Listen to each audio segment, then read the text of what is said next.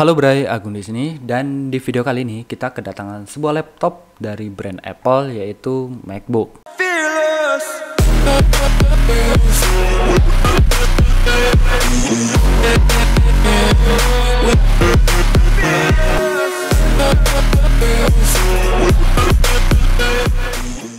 Nah, buat kalian semua yang lagi cari laptop khususnya MacBook yang worth it di akhir tahun 2021 atau buat tahun depan 2022 atau mau dipakai beberapa tahun ke depan, mungkin ini bisa jadi salah satu pilihan yang terbaik.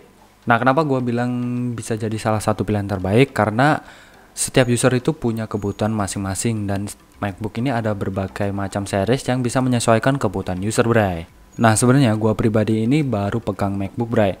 Karena dari dulu itu gue ini user Windows banget, mulai dari Windows Vista, Windows XP sampai sekarang Windows 11. Cuman sayangnya gue belum bisa upgrade ke Windows 11 karena ada kendala dari hardware-nya yang kurang kompatibel. Nah, laptop gue sendiri yang sekarang gue pakai adalah laptop Dell Inspiron 14 series yang dimana dia masih pakai Windows 10, Bray. Dan by the way, ketika gue nyalain si MacBook ini ya, ketika gue pertama kali pakai MacBook ini, gue bingung banget sama UI-nya. Ya walaupun gue udah sering banget lihat review-review di YouTube ya, tapi ketika gue pegang langsung itu feel-nya beda banget. Dan by the way, MacBook ini gue dipinjemin sama Juragan Mac Jogja. Dan makasih banget udah mau minjemin MacBooknya buat direview. Dan buat kalian semua yang lagi mau beli atau mau tanya-tanya seputar MacBook, kalian bisa langsung kunjungi Instagramnya. Di sana dia nyediain juga jualan juga berbagai macam series MacBook dari MacBook Air dan MacBook Pro. Nah, buat kalian yang tertarik, kalian bisa langsung kunjungi Instagramnya di juraganmac.jogja atau kalian bisa langsung klik link yang ada di deskripsi, Bray. Nah, dari produk Apple si MacBook ini, gue ada beberapa hal yang gue suka dan ada beberapa hal yang nggak gue suka juga. Oke, yang pertama kita langsung bahas dari segi desainnya, Bray. Desain dari MacBook ini entah kenapa ya, gue lihat-lihat dari MacBook seri lama sampai sekarang itu desainnya paling keren banget lah, simple, minimalis, clean. Itu yang paling gue suka dari sebuah laptop atau sebuah barang atau HP apapun yang desainnya nggak terlalu mencolok, Bray. Nah, coba kalian perhatiin aja desain belakangnya ini, dia clean banget, warnanya silver dan cuman ada logo Apple Croak di tengah-tengahnya. Dan ini menurut gue udah oke banget sih, kalau dilihat dari jauh itu nggak terlalu norak dan tetap kelihatan premium. Ada juga yang laptop-laptop lain pakai warna silver. Dari VivoBook itu ada beberapa yang pakai silver dan MSI modern tuh ada yang pakai silver juga. Nah, sebelum lanjut ke pembahasan selanjutnya, spesifikasi unit yang gue pegang ini MacBook Air 2015 14 inch Core i5 dual core, SSD 128GB, RAM 8GB dan dia udah ada webcam HD 720p. Nah, kalau kita melihat dari umur, emang untuk umur laptop itu udah terlalu tua ya, dari 2015 sampai sekarang itu udah hampir 7 tahunan ya. Tapi dari MacBook sendiri ini menurut gua performanya masih oke banget. Nah, oke, kita langsung lanjut ke pembahasan desainnya tadi. Bahan bodi yang dipakai MacBook ini dia pakai bahan bodi metal aluminium. Jadi bahannya dia bisa menyerap suhu ruangan. Nah, kalau kalian di dalam ruangan suhunya dingin, dia akan dingin, dan kalau suhunya panas, dia akan panas. Nah, makanya MacBook ini cocok banget digunakan di ruangan yang suhunya stabil. Ya, contohnya di ruangan ber-AC, Bray. Nah, kalau kalian pakai di outdoor, dia suhunya kan nggak stabil tuh, naik turun. Nah, kalau panas, dia akan nyerap jadi panas banget, dan kalau dingin dia jadi dingin banget. Nah, kalau masalah dingin sih nggak masalah ya, cuman kalau panas itu bisa berpengaruh pada performa ya. Yang fungsinya body metal ini adalah untuk mendinginkan dari luar, tapi kalau dari luarnya panas ya, jadi performanya akan turun, Bray. Nah, di bagian kiri MacBook Air 2015 ini, di sini ada port MagSafe 2 ya untuk ngecharge. Nah, kemudian ada satu port USB 3 Gen 2 dan ada satu port jack audio 3,5 mm. Kemudian di bagian kanan ada port Thunderbolt 2, kemudian ada satu port lagi USB Gen 3 USB Gen 3.2, kemudian ada satu slot SDXHC. Ini adalah slot untuk SD card kamera lah kalau kalian nggak tahu. Ini agak besar kan. Dan kemudian ada juga card reader yang ukurannya segini sih kalau nggak salah ya. Nah, ngomong-ngomongin port di sini, entah Apple yang pelit atau gimana ya, ini port USB-nya cuma 2 doang. sedangkan gue itu butuhnya 3. Nah kalau buat kalian port USB nya 2 gak masalah sih, worth it aja. Cuman kalau gue nih ya kurang lah, karena gue itu suka sering mindahin data ya dari hard disk eksternal, flash disk, HP, bahkan dari kamera, karena kameranya nggak ada fitur wirelessnya ya, dan Bluetooth juga nggak ada, jadi gue terpaksa harus mindahin melalui kabel bray. Dan selanjutnya di sini ya, di bagian sebelah kanan touchpad ini entah kenapa ya feelnya beda banget ketika gue pakai laptop Dell Inspiron gue ya. Padahal di sini itu space-nya sama-sama ya, gua buat naruh tangan tuh sama-sama enak, sama-sama pas. Cuman ketika gua pakai si MacBook ini, entah kenapa feel buat ngetiknya itu lebih nyaman aja. Mungkin karena desain keyboardnya yang presisi, atau dari desain bodinya yang dari bawah terus ke atas ini agak naik gitu. Mungkin itu bisa jadi pertimbangan juga untuk brand-brand lain, biar orang itu kalau ngetik lebih nyaman. Dan kalau posisi ngetik lebih nyaman kayak gini, ini lebih cocok buat kalian pekerja kantoran atau orang-orang yang suka mengetik gitulah ya. Nah kemudian dari touchpadnya sendiri, di sini dia bahannya sama-sama pakai kayak aluminium ya, aluminium metal-metal gitu, jadi bukan plastik.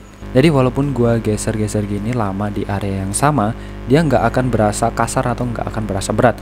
Beda banget ketika gua ngegeser-geser di touchpad yang bahannya pakai plastik atau polikarbonat seperti di laptop gua Dell Inspiron. Dia itu kalau gua geser-geser di tempat yang sama itu lama-lama akan berasa kasar dan berat banget gitu. Ya mungkin karena plastik lah ya bahannya.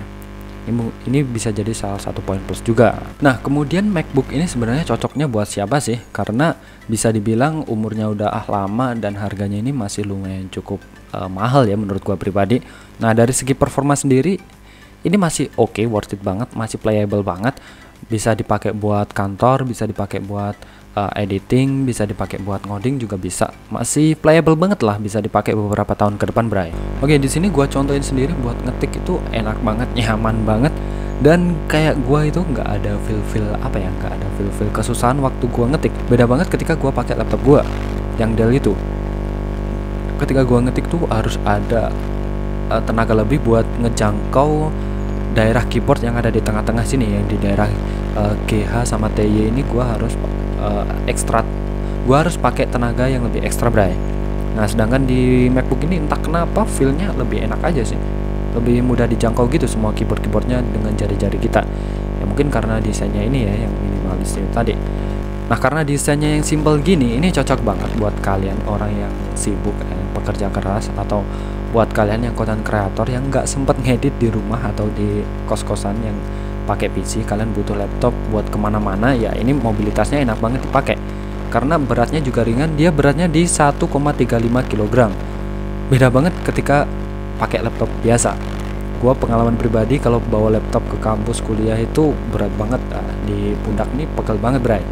Dan apalagi kalau kelasnya pindah-pindah terus setiap mata kuliah. Jadi ya ini bisa jadi pilihan opsi yang terbaik sih buat kalian para mahasiswa terutama ya, yang nyari mobilitas tinggi, fleksibilitas, kemudian dan ringan dibawa kemana-mana, bray. Nah kemudian buat editing itu gimana sih bang performanya? Ya menurut gua pribadi buat editing ini masih playable banget, bray. Di sini gua pakainya Premiere Pro 2020 ya. Ya walaupun sebenarnya kurang cocok sih diinstal di MacBook Air 2015. Cuman karena ada aplikasinya di PC gua Premiere Pro 2020, ya udah gue install Premiere Pro 2020. Nah setelah gue install, performanya itu buat editing masih playable banget. Cuman minusnya ketika kalian pertama kali buka aplikasi Premiere Pro nya, itu loadingnya lumayan lama banget, bray. Jadi menurut gue kalau kalian punya MacBook Air 2015, kalian install Premiere Pro 2017 aja. Nah di sini gue pakainya Premiere Pro 2020, kemudian gue pakai buat ngedit video gue itu dengan durasi 2 menit di 720p 30 fps, bisa di render dalam waktu 3 menit, bray. Ya, video 2 menit di render selama 3 menit. Ya menurut gua masih playable banget sih. Apalagi kalau kalian pakai Premiere Pro 2017, mungkin 2 menit bisa di render 2 menit atau mungkin 2 menit ke bawah. Jadi buat editing ini masih playable banget dan masih oke banget. Nah kemudian kalau kalian yang suka ngoding ya, yang bertanya gimana buat ngodingnya, buat ngodingnya jelas enak banget ini. Ini gua pakai ngoding di Visual Studio Code ya. Gua ngodingnya di sini kategorinya pakai Laravel PHP. Jadi buat ngoding website ini masih playable banget, masih oke. Di sini pakai Laravel, hostnya Exam sama kayak biasanya. dan masih oke, worth it, kenceng banget. Cuman waktu gua pakai install buat ngoding mobile apps ya, gua pakainya Ionic. Itu kemarin agak ribet, jadi nggak jadi gua install. Mungkin kalau kalian coba lagi harusnya playable banget sih buat mobile apps. Gak tau ya kalau buat Flutter gimana, harusnya masih oke juga sih buat Flutter. Nah terus kualitas webcamnya kayak gimana? Ini kualitas webcamnya menurut gua masih oke lah ya buat kalian kalau buat daring ya, buat zoom, buat meet itu masih worth it banget ya. Cuman kalau kalian mau buat kayak live streaming kayak gitu ya, mending kalian beli webcam pribadi aja, webcam sendiri, biar kualitasnya lebih cakep lagi. Nah, MacBook Air 2015 ini cocoknya buat siapa sih? Menurut gua pribadi ini cocok bagi semua kalangan ya, terutama ya ini cocok banget buat kalian yang perlu mobilitas tinggi. Mobilitas tinggi di sini adalah buat kalian itu yang suka pergi kemana-mana perlu laptop. Nah ini cocok banget karena beratnya nggak terlalu berat ya, cuman 1,35 kg. Kemudian kalau dibawa kemana-mana dia juga nggak terlalu memenuhi tempat ya, dia lumayan fleksibel, kecil banget kayak gini, dan performanya tetap kenceng. Nah ini oke banget buat kalian yang mobilitasnya tinggi.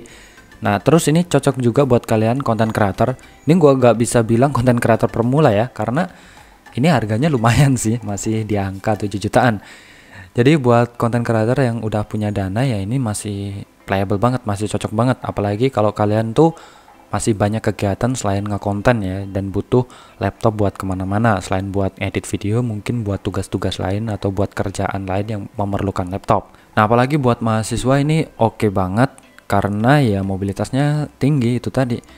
Apalagi buat kalian mahasiswa yang suka pindah-pindah kelas, kemudian gedungnya pisah-pisah juga, lantainya ada beberapa ya kan, pindah kelas atas bawah ya kan, kemudian pindah lantai, kemudian pindah gedung. Ya ini mungkin bisa meringankan beban pundak kalian. Gua bawa laptop Dell itu berat banget, mungkin beratnya di 2 sampai 3 kiloan ya. Gua lupa sih beratnya berapa. Itu kalau pindah-pindah kelas itu waduh, jadi mahasiswa capek banget itu bro. Ya penilaian gua tentang MacBook Air 2015 ini oke banget sih sebagai user Windows dan pertama kali megang MacBook. Dan menurut gua emang di harga 7 jutaan ini masih playable banget ya, karena ada beberapa laptop juga sih sebenarnya yang udah pakai SSD NVMe, cuman ini masih pakai SSD, kayaknya masih SATA deh SSD-nya. Gue lupa sih. Nanti cek aja linknya di deskripsi. Nah oke, dan mungkin kalau kalian minat dengan unit yang gua pegang ini atau unit bekas review ini, kalian bisa klik link yang ada di deskripsi ya, link Instagramnya Juragan MacBook Jogja. Kalian bisa langsung tanya kontak-kontak kalau belum terjual. Dan terima kasih sudah nonton video ini. Kalau kalian suka silahkan like, dan kalau nggak suka dislike aja nggak apa-apa. Saya Agung undur diri dan kita ketemu lagi di video berikutnya. Yup, selamat terbang.